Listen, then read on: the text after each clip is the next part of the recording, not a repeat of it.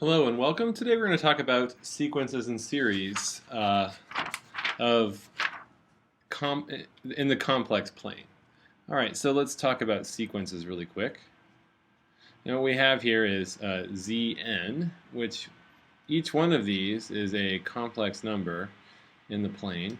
And the idea is we have n running from, usually we just take it from 1, sometimes we take it from 0, going to 2, 3, 4, and so on forever. Okay, so the idea here is that we're in the plane. We can just sort of draw this as as sort of an unfolding sequence of points, bouncing around. So we're going there, then we go there, then we go there, then we go there, and there we go there, and so on and so forth. And really, in terms of a general sequence, anything goes. We could just make up some path. However, what we're really interested in is when these sequences start to settle down to particular values. So here I'm sort of drawing an example where we seem to be spiraling in, and pretty soon it'll spiral in like that. So that's just a sort of an idea. You can think of it a little bit like a movie, or like where we see this unfolding.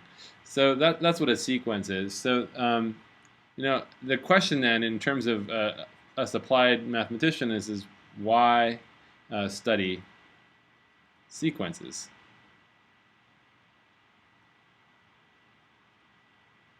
Why study them? And the answer is pretty straightforward. At the heart,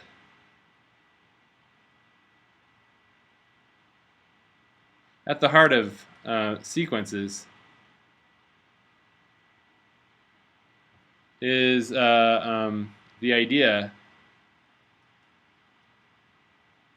of successive approximation.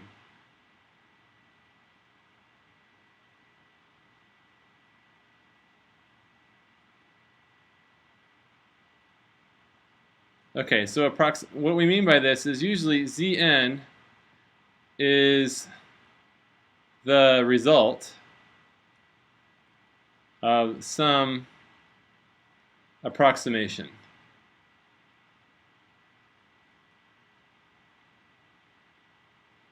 Okay, and the idea is that for every n going from 1 to 2 to 3, we want Zn to improve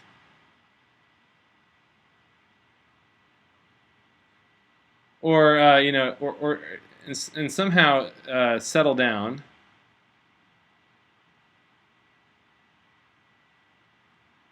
to some value that's, or some, I should say, in their exact value.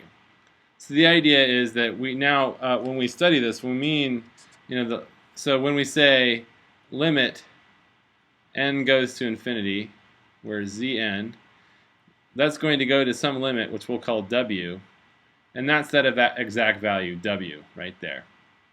And that's, of course, in the complex plane this time. That's how we study it. And this statement really means for every epsilon there exists a delta, or for every epsilon there exists not a delta, but now what we'll call n0, such that Zn, our series of this successive approximation, gets epsilon close to that exact value w when n is greater than n naught. And sometimes we can even write n naught as actually n epsilon, because it will depend on in general, it'll depend on the epsilon. So if you give me a degree of closeness, again, because we're talking about an approximation, we just want to get close to our limit. I'll tell you how many successive approximations we need to achieve that level of accuracy. So, and again, this is very important. Any kind of scientific computation is that we can't always compute something perfectly the first time, but there's some iterative process or successive process by which we keep improving our result. And so again, the idea here is that if that's n equals 1 here, and I have some epsilon, think of it as an epsilon region like that, and we can think of inside of there's our w, that exact value, and I've given myself an epsilon, so right there that's my epsilon value, that's my disk. So n equals 1, 2, 3, 4, 5, 6, 7, 8, but once I get to 8, once I get past 8, when I get to n0 is equal to 9, every other point, for every n value greater than that, I stay inside that little epsilon disk. And so that's an example of how a sequence will converge. Okay, so let's just talk about a quick example. We can say, we can talk about Zn is equal to I to the nth power all over n. Okay, so let's see if we can understand what this is. I mean, I think we've maybe studied this one before in a previous video. But for n is equal to 1, we have a value up there. And then it goes to negative 1/2. And then it goes to negative I 1/3. And so on and so forth. It kind of just starts spiraling in like that. So I say that limit n goes to infinity of Zn is equal to 0. And we can see this, that if I take the modulus of Zn, that's going to be the modulus I to the n all over n, which is just simply 1 over n. And that clearly goes to 0 as n goes to infinity. Okay, so there we go. So now we're going to talk about a special type of sequence, which is a series. Okay, so we say a series is, we call that S, is equal to an infinite sum, n equals 1 to infinity of Zn. So what we have there is a sequence, and this time of complex numbers, and then we want to add them all up and have it and equal some value. So really what we're doing is we're just saying that now we'll define a sequence. Here's another sequence, which we're going to call S capital N, which is going to be a partial sum. N equals 1 all the way to capital N of Zn, right? And that's just simply Z1 plus Z2 plus Z3 dot dot dot all the way to Z capital N. Okay? Right, and the idea is that this is simply a sequence. So, so what we're saying is if Sn as a sequence converges to capital S, then this infinite sum is a then the sum n equals 1 to infinity Zn is a meaningful statement.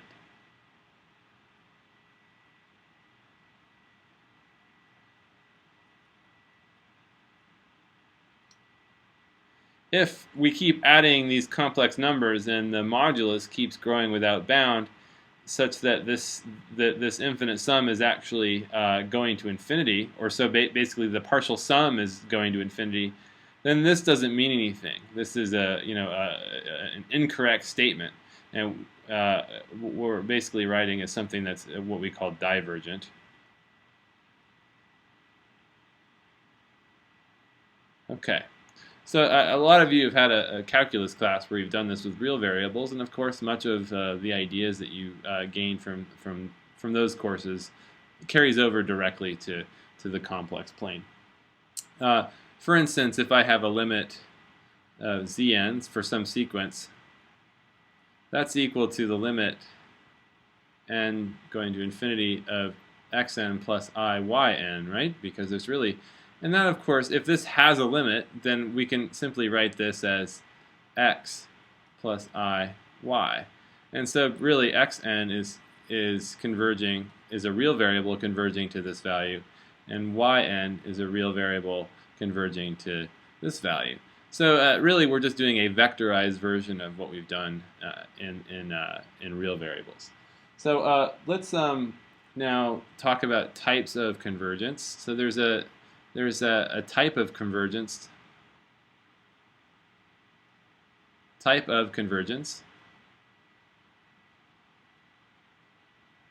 Which is called absolute convergence.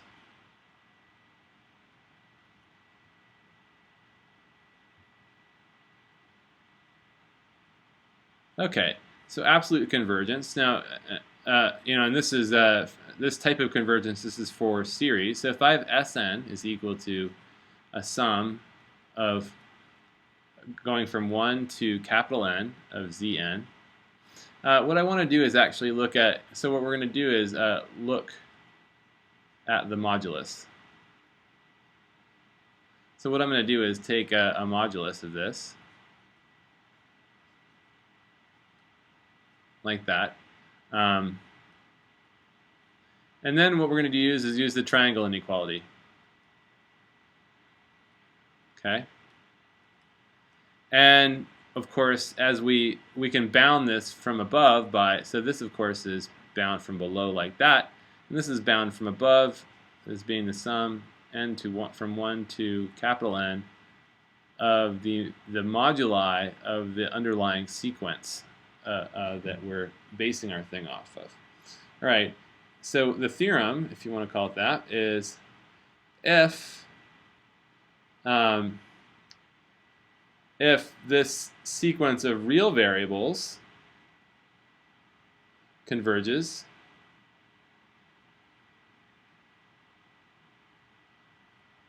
then Sn converges.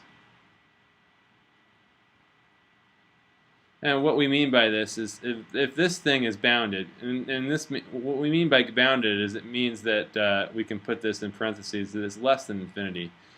When we write that to mean that it's a bounded value.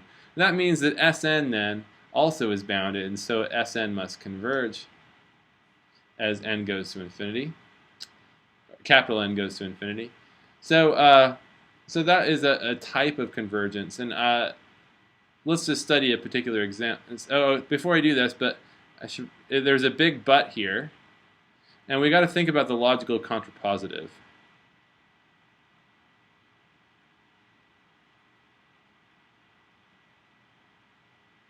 So for this theorem, there's a logical contrapositive that we can also set if Sn does not converge, then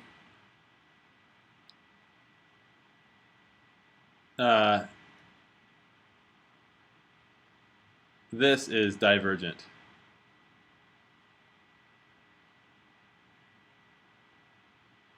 So the sequence of complex moduli are divergent as well. But again, another a big caveat here is if we find that the sequence of or the sum of moduli is divergent, then we can't say if Sn is divergent or not.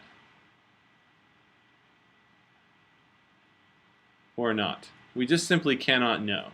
So I'm going to give you an example of that. Let's go back to our example. Zn is equal to I to the n over n. Okay, so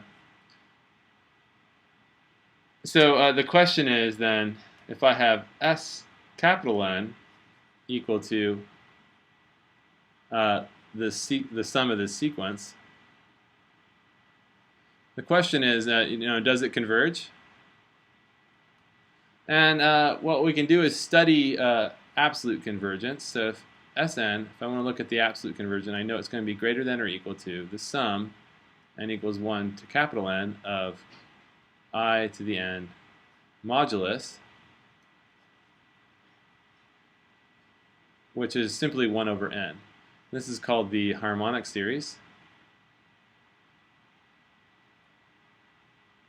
which is, of course, as n goes to infinity, 1 over n from n equals 1 to capital N goes to infinity. So this diverges. So without any more tools, what we have to say is Sn is unknown.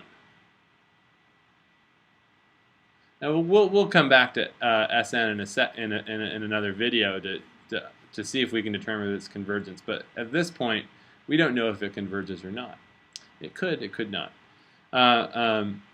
Another important idea here is that, but one thing here, we do know that this series, or this sequence, sorry, it does go to 0 as n goes to infinity, right? And it turns out this is necessary, and we can write that as a theorem, if you will, that if Sn converges, then it must be true that Zn, the constituents of the summands of our series have to go to 0 as n goes to infinity. Otherwise, we'd be adding non-zero values infinitely or ad infinitum, which would not converge. It would be the modulus would keep growing and growing and growing. So this is what we call a necessary. So I should say Zn going to 0 as n goes to infinity is necessary for S capital N to converge. Okay, all right. So now let's talk about. Let's just do now one more example of a different type of series. We'll talk about a power series.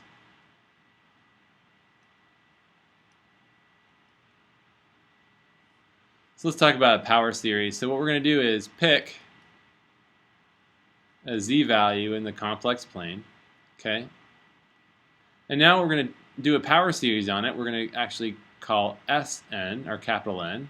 It's going to be equal to the sum of the powers of this sequence. So n, and we're going to start this n at 0 in this particular case. All right, so this is just going to be equal to 1 plus z to the 1 plus z to squared, all the way up to z capital N. Okay, so the question is, does it converge? Or under what conditions does it converge? Would be a more sophisticated question.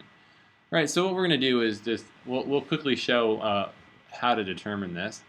So what I can do is if I look at Sn, and I'm going to multiply it by z, we can see right there that that's going to be equal to z plus z squared. So I'm going to multiply all of these by a z, right? And that's, of course, just going to up the power on every single one of these terms, z to the third, all the way to plus z to now the n plus 1. Okay, that looks pretty good. But now what I'm going to do is, this sort of looks like our sequence here, but just the n plus 1th term. So if I actually go plus 1 here and a plus 1 there, that looks like s to the capital N plus 1. Okay, so that looks good. Another way to write this is actually is to actually say that this is we can write this again as actually s n plus oh, excuse me, z to the capital N plus 1. That's simply another way to write this, because we can see this part right here is actually just s capital N. All right, so now what we have to do is just solve for Sn. Right, and that's pretty easy to do. Of course, we can. What we're going to do now is move things over. So we have Sn is now going to be 1 minus z, okay? And then we have a 1 minus z to the capital N plus 1. So you can do the algebra and just shift things around and get that. And so Sn then is equal to 1 minus z to the capital N plus 1 all over 1 minus z. Okay, so that's looking pretty good. Now the question is, as capital N gets larger, what will happen to this thing? And so if this is going to converge, we require, remember, z is just a fixed value in the complex plane. So that's just a fixed value. But what we need this thing, we require that this right here goes to 0. All right? In order for it to not depend on the value of n, capital N. That's what we want. Ultimately, this sequence of partial sums converges to something that doesn't depend on n anymore, capital N. All right, so of course, if I write my z, it's a complex value, so I can write it as r e to the I theta, right? One way to prove that this goes to 0 is to actually examine the modulus. What we can do is, that'll of course be z, the modulus of z is equal to r. All right, and clearly the modulus of z to the capital N plus 1 will just be equal to r n plus 1. And we want it to go to 0, and the only way that can happen is if r itself is strictly less than 1. So that's our requirement. So from all of this, we learn that if the modulus of z is strictly less than 1, then we have the following fact. The sum n going from 0 to infinity of z to the n power is equal to, we look at this over here, and if that's gone to 0 right there, then we have a 1 over 1 minus z. So this, of course, is your familiar geometric series.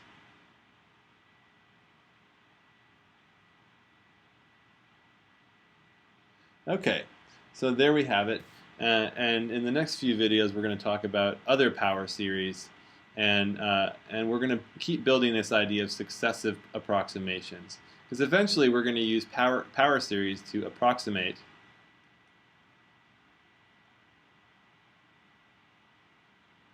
or represent functions f of z.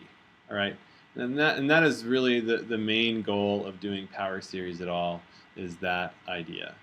So for now, we have our first result, where now we have a function 1 over 1 minus z, which is a pretty important function. We've seen this a lot showing up, functions of the 1 over z type variety. And now we have a nice power series representation for it. This is an infinitely long polynomial.